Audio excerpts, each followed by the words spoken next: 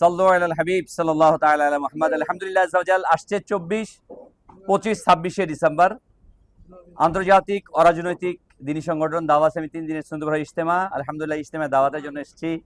আমাদের ডাক্তার সরওয়ার ভাই আলহামদুলিল্লাহ ওনাকে দাওয়াত দেওয়ার জন্য। আল্লাহ সুবহানাহু ওয়া তাআলা যেন এই ইজতেমাকে সফল কাম করেন। আসসালামু আলাইকুম ওয়া রাহমাতুল্লাহি ওয়া বারাকাতুহু। সম্মানিত দেশবাসী, আমি cancer specialist doctor SM. Sarwar. বিশেষ করে আমাদের বিশ্বনন্দিত আলিমে দ্বীন জহিরুল ইসলাম বাপ্পি ভাই, বিশেষ করে আমার খুব কাছের ভাই। আমরা ছোটবেলা থেকে একসাথে বড় হয়েছি, ইসলামিক কার্যক্রমের সাথে একসাথে আমরা জড়িত রয়েছি।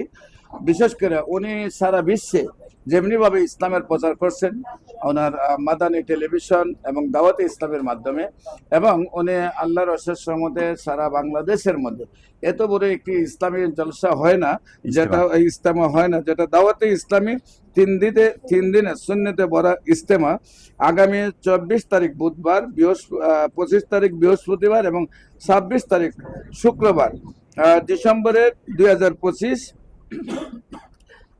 আসিয়ান সিটি, স্থান হলো আসিয়ান সিটি এয়ারপোর্টের পাশে অনুষ্ঠিত হতে যাচ্ছে।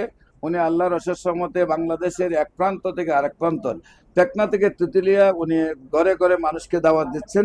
আমিও মিডিয়ার মাধ্যমে ওনার সাথে আজকে আমাকে দাওয়াত দিতে এসেছেন, সেই জন্য আমিও দাওয়াত দিচ্ছি। আপনাদের সবাই যে যেখানেই থাকেন, জীবনকে ইসলামের রঙে রঙিন করার জন্য আপনারা সেই ইসলামে চলে আসবেন। আপনারা বিশ্বাস করেন একটা জিনিস, যে যত ডাক্তার, ইঞ্জিনিয়ার এবং আপনার অ্যাডভোকেট, তারপরে ব্যারিস্টার, সচিব, মন্ত্রী, তাদের সন্তান, তাদের মা বাবা বৃদ্ধাশ্রমে রয়েছে, কিন্তু একজন ইসলামী শিক্ষায় শিক্ষিত স্কলার, আমরা সাধারণ একজন আলিমও যদি ধরি, মৌলানা যদি ধরি, যিনি মসজিদের মুয়াজ্জিন 2-4-5 এবং তার মা বাবাকে কিন্তু সে বৃদ্ধাশ্রমে দেয় না।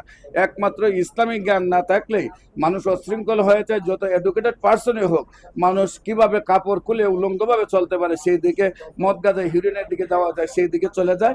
তাই আমি মনে করি আপনার সন্তান সহ আমরা যাতে ইসলামিকভাবে চলতে পারি, সেই জন্য আপনার সন্তান সহ আপনারা দলে দলে আপনারা এই ইসলামী সেই ইজতেমায়, 3 দিনের ইজতেমায় অংশগ্রহণ করেন, আপনার জীবনকে ইসলামী রঙে রঙিন করেন।